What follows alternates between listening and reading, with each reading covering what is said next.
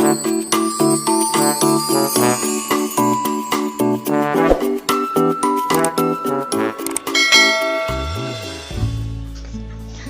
Parents, आज मैं एक बहुत ही इम्पोर्टेंट टॉपिक पर बात करने वाली हूँ जिसमें हम लोग देखेंगे कि घर पे रह कर के एज अ पेरेंट हम लोग किस तरीके से अपने बच्चे का असेसमेंट कर सकते हैं।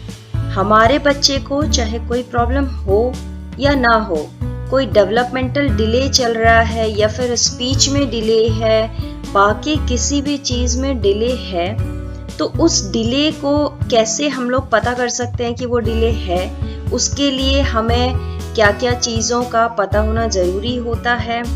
एज अ पेरेंट बहुत बार हम लोगों को ये नहीं पता रहता है कि अगर मेरा बच्चा 2.5 साल का है या फिर 3 साल का है तो उसे इस एज में क्या क्या आ जाना चाहिए। आज मैं आपके लिए एक चेकलिस्ट लेकर के आई हूँ जिसके थ्रू मैं आपको बताऊंगी कि कैसे हम लोग ये जान सकते हैं कि मेरे बच्चे के माइलस्टोन्स लेट है, मेरे बच्चे में डेवलपमेंटल डिले है या फिर नहीं है, और एज के अकॉर्डिंग इस एज में मेरे बच्चे को क्या क्या आ जाना चाहिए। यहाँ पर आप एक चार्ट देख सकते हैं, ये है प्रमोशन क्राइटेरिया। हमारे जो बच्चे होते हैं स्पेशल नीड बच्चे, उनके लिए एक प्रमोशन क्राइटेरिया सेट होता है। जैसे वो बच्चे जो होते हैं 3 साल तक एक क्लास में पढ़ते हैं। सपोज यहाँ पर फर्स्ट क्राइटेरिया आप देख रहे हैं, ये है प्री प्राइमरी। प्री प्राइमरी में बच्चा 3 से 6 साल तक रहता है। उसके बाद जब इस क्लास में बच्चा 80% मार्क्स ले आता है, 80% या 80% से ज़्यादा, तो हम लोग उसे प्रमोट करके फिर प्राइमरी 1 में डालते हैं, जिसकी एज होती है 7 to 10 ईयर्स, यानी कि 7 से 10 साल तक बच्चा प्राइमरी 1 में पढ़ेगा। फिर यहाँ पे आप देख रहे हैं एक और पार्टीशन, ये है अगर बच्चा प्री प्राइमरी में यानी कि 3 से 6 साल की एज में एक क्लास में पढ़ने के बाद 80% स्कोर नहीं कर पाता है तो हम लोग उसे प्राइमरी 2 में डाल देते हैं, और प्राइमरी 2 में वो रहता है 9 से 14 साल तक। ठीक है, उसके बाद फिर हम लोग इस क्राइटेरिया में अगेन हम लोग यहाँ पे आ रहे हैं। प्राइमरी 1 पास करने के बाद फिर से 80% स्कोर करेगा तो वो सेकेंडरी में जाएगा, जहाँ पे उसकी एज 11 से 14 साल तक वो सेकेंडरी में रहेगा। फिर प्री वोकेशनल, वोकेशनल एंड फिर ओपन एम्प्लॉयमेंट। यहाँ पे आपने देखा कि हम लोग अपने बच्चे को, हमारे बच्चों के साथ वैसा सिस्टम नहीं चलता है NIOS 1, NIOS 2 वाला। यहाँ पे हम लोग pre primary, primary, secondary, pre vocational और फिर वोकेशनल में बच्चे को भेज देते हैं। इसके साथ ही जो बच्चे थोड़ा सा माइल्ड लेवल पर होते हैं उनको NIOS में भी एडमिशन हो जाता है, वो लोग वहाँ पर भी पढ़ लेते हैं। तो ये एक प्रमोशन क्राइटेरिया था जो मैंने आपको बताया कि एजुकेशन में स्कूल में किस तरीके से बच्चा प्रमोट होता है। अब जानते हैं कि ये जो 80% स्कोर करना है बच्चे को, ये 80% किस चीज़ में स्कोर करना है, वो कौन कौन सी चीज़ें हैं जहाँ पर बच्चे को 80% मार्क्स लाने हैं।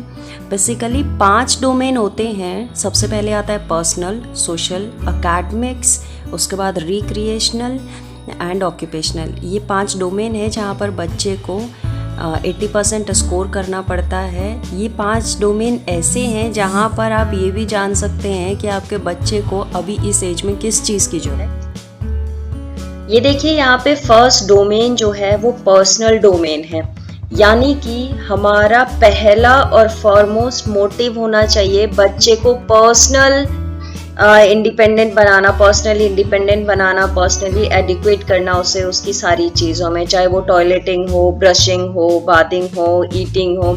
इन सब में सबसे पहली चीज़ है बच्चे को पर्सनल चीज़ों में इंडिपेंडेंट बनाना। एकेडमिक्स उसके बाद आता है, सोशल उसके बाद आता है, बाकी सारी चीज़ें उसके बाद आती हैं।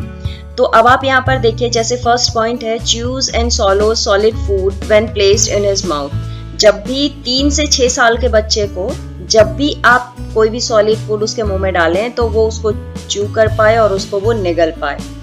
अगर बच्चे को ये आता है तो आप यहाँ पे टिक करेंगे, और अगर बच्चे को ये चीज़ नहीं आती है तो आप यहाँ पे क्रॉस करेंगे। ठीक इसी तरीके से सिट्स ऑन पॉटी और स्क्वाट्स टू पास यूरिन और स्टूल्स। अगर बच्चा वॉशरूम जाता है ठीक से यूरिन पास कर लेता है खुद से, या स्टूल पास कर पाता है या नहीं कर पाता है। वो नहीं आता है तो आप वहाँ पे क्रॉस करेंगे, और अगर आता है तो वहाँ पे टिक करेंगे। फिर वियर अंडरगारमेंट्स, यहाँ पे 10 पॉइंट है। अंडरगारमेंट्स पहन पाता है या नहीं पहन पाता है। वियर स्लीपर्स, स्लीपर्स पहन पाता है कि नहीं पहन पाता है।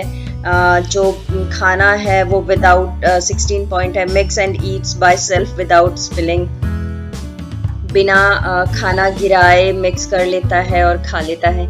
ये सारे पॉइंट्स बच्चे के पर्सनल डोमेन में आते हैं। अब करना क्या है, अगर बच्चे को इसमें से कोई भी चीज़ नहीं आती है, सपोज 19 पॉइंट्स में से बच्चे को अगर 3 या 4 पॉइंट्स नहीं आते हैं, तो आपको वहाँ पे क्रॉस लगाना है और वही काम आपको बच्चे को सिखाना है। अब वो स्किल आपके बच्चे को कैसे सिखानी है वो मैं आपको नेक्स्ट इसमें बताऊंगी कि कैसे आप स्टेप बाय स्टेप कोई चीज़ बच्चे को सिखा सकते हैं। पर्सनल डोमेन में बच्चे को इंडिपेंडेंट बनाने के बाद हम लोग आते हैं सोशल डोमेन में। पर्सनल में इंडिपेंडेंट बच्चा हो गया, फिर उसका आएगा सोशल। अब देखिए यहाँ पे सोशल में भी कुछ पॉइंट दिए हुए हैं, जैसे सोशल मीन्स कि बच्चा एक बार पर्सनली एजुकेट हो गया तो उसके बाद उसको बाहर जाना है, फाइनली लोगों से मिलना है, बातचीत करनी है। तो यहाँ पे है मूव्स हेड और eyes to see persons moving near him और इन द रूम। जो भी बच्चा अगर कोई रूम में आता है तो बच्चा उसकी तरफ देखता है, अपना सर हिलाता है नहीं हिलाता है, बाकी बच्चों के साथ खेलता है या नहीं खेलता है, दूसरों को स्माइल पास करता है या नहीं करता है। कुछ वर्ड्स हैं जैसे मामा, नाना, दीदी, भाऊ, ये सब 3 से 6 साल की एज में बच्चे को बोलने आने चाहिए। इसी तरीके से बहुत सारी चीज़ें हैं जो इस एज में बच्चे को आनी चाहिए। यहाँ पे आपको क्लियर आइडिया हो जाएगा कि आपके बच्चे को अगर कोई चीज़ नहीं आती है इन 19 से 20 चीज़ों में से या 24-25 चीज़ों में से अगर सिर्फ 2 या 3 चीज़ें आ रही हैं तो it means there is some problem and you have to work on that. आपको उस पर काम करना होगा बच्चे के। तो इस तरीके से आपने देखा। फिर यहाँ पे भी आप देखेंगे जो चीज़ बच्चे को नहीं आती है आपका वो गोल हो जाएगा, आपको बच्चे को वो चीज़ सिखानी है। उसके बाद हम लोग थर्ड डोमेन जो है, थर्ड डोमेन में आता है एकेडमिक्स। हम लोग बच्चे के एकेडमिक्स पर बात करेंगे इसके बाद कि एकेडमिक्स में बच्चे को क्या क्या आना चाहिए। 3 से 6 साल के बच्चे को उसके बॉडी पार्ट्स पता होने चाहिए। जब भी बॉडी पार्ट पर टच किया जाए तो उसको बोलना आना चाहिए। कॉमन ऑब्जेक्ट्स जो भी घर पे देखता है उनके नाम पता होने चाहिए। उसको पेंसिल होल्ड करना आना चाहिए, स्क्रिबलिंग करना आना चाहिए, ट्रेसिंग आनी चाहिए, डॉट जॉइनिंग आनी चाहिए। अगर इनमें से बच्चे को कुछ नहीं आता है आप टिक करेंगे और आपका वो गोल हो जाएगा। आपको बच्चे को वही चीज़ सिखानी है। इस तरीके से एकेडमिक्स में भी आपने देखा 16 पॉइंट्स हैं। आपको क्लियरली इंडिकेशंस मिल जाएंगे कि आपको बच्चे को क्या क्या सिखाना है। यहाँ पे एकेडमिक्स में काफ़ी सारी चीज़ें हैं जो आपको आइडिया हो जाएगा कि मुझे अपने बच्चे को ये चीज़ सिखानी है, ये नहीं आता है और ये करना है। फिर आता है ऑक्यूपेशनल। ऑक्यूपेशनल का मतलब कभी भी ये नहीं होता है कि हम लोग बच्चे को काम करना सिखा रहे हैं, नहीं। ऑक्यूपेशनल का मतलब ये नहीं है। ऑक्यूपेशनल यहाँ पर हम लोग इसलिए यूज करते हैं क्योंकि बच्चा इंडिपेंडेंट हो जाएगा। इंडिपेंडेंट अपना अगर अपने खाने की प्लेट उठा करके बच्चा सिंक में भी रख रहा है, इट मीन्स कि ऑक्यूपेशनल है, वो चीजें जानता है। सामान जहाँ से उठाया उसको वापस वहीं पे रखना, दैट इज ऑक्यूपेशनल स्किल। यहाँ पे ऑक्यूपेशनल का मतलब यही है। जैसे आप देख सकते हैं यहाँ पे लिखा है dust with the duster the furniture in the classroom. बहुत बार होता है कुछ गिरा देता है, पेंसिल शार्प करके फेंक दिया, उसको साफ कर रहा है या नहीं कर रहा है, या कोशिश कर रहा है साफ करने की कि नहीं कर रहा है। इसी तरीके से उसके बाद आ जाता है रिक्रिएशनल। रिक्रिएशनल की बच्चे को क्या चीज़ पसंद है, उसकी हॉबीज में क्या क्या आता है, फ्री टाइम में बच्चा क्या करता है। टीवी देखता है, डांस करता है, गाने गाता है, राइम सुनता है, रेडियो सुनता है, ब्लॉग्स बनाता है, कलरिंग करता है, क्या करता है। जो बच्चे को पसंद है आप उस पर टिक करेंगे। और अगर इनमें से बच्चा कुछ नहीं करता है तो आप बच्चे को वो एक्सपोजर देंगे इससे क्या होगा, रिक्रिएशनल एक्टिविटीज जो भी होती हैं इंडोर या आउटडोर, वो बच्चे के जितने भी सेंस होते हैं, 5 सेंसेस जो भी होते हैं, उनको डेवलप करने में हेल्प करता है। और 3 से 6 साल की एज में जो होता है वो बहुत क्रूशियल टाइम पीरियड होता है। इस टाइम पे अगर हम लोग बच्चे के सारे सेंसेस का उसको एक्टिविटीज करवाते हैं, एक्सपोजर देते हैं, तो बच्चे को फिर किसी भी तरीके की आगे प्रॉब्लम नहीं होती, ना स्टडी से रिलेटेड, ना फिजिकल, ना मेंटल, किसी भी तरीके की उसको प्रॉब्लम नहीं होती है। इसके बाद हम लोग आ जाते हैं रिक्रिएशनल के बाद, फिर एक परफॉर्मा यहाँ पे दिया हुआ है। नेक्स्ट फिर आ जाता है प्राइमरी। प्राइमरी में बच्चे को क्या क्या सिखाया जाता है, ठीक उसी तरीके से यहाँ पर भी आपको 5 डोमेन मिलेंगे। पर्सनल मिलेगा, सोशल मिलेगा, एकेडमिक्स, रिक्रिएशनल, ऑक्यूपेशनल, 5 डोमेन यहाँ पर भी आपको मिलेंगे। प्राइमरी 1 मीन्स कि 7 साल से 10 साल के बच्चे को क्या क्या आना चाहिए। ये एक बहुत ही अच्छी असेसमेंट चेकलिस्ट है, प्रोग्रामिंग चेकलिस्ट है, जिससे आपको एक क्लियरली आइडिया हो जाता है कि मुझे अपने बच्चे को ये सिखाना है, मेरा नेक्स्ट स्टेप ये होना चाहिए।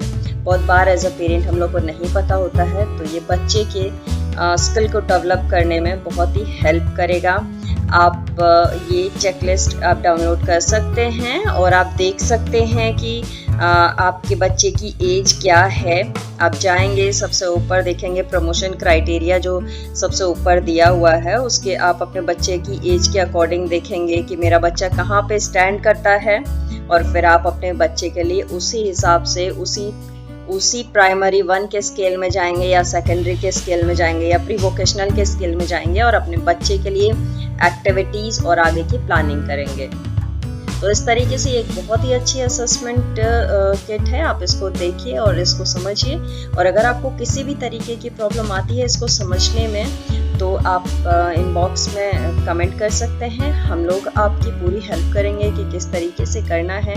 आपको पर्सनल हम लोग फ़ोन करके या फिर जिस भी तरीके से होगा, हम लोग आपको पर्सनली भी इस पे हेल्प कर सकते हैं। तो आज के इस सेशन में इतना ही। नेक्स्ट सेशन में हम लोग बात करेंगे कि अगर बच्चे को जो स्किल नहीं आती है वो स्किल कैसे सिखानी है।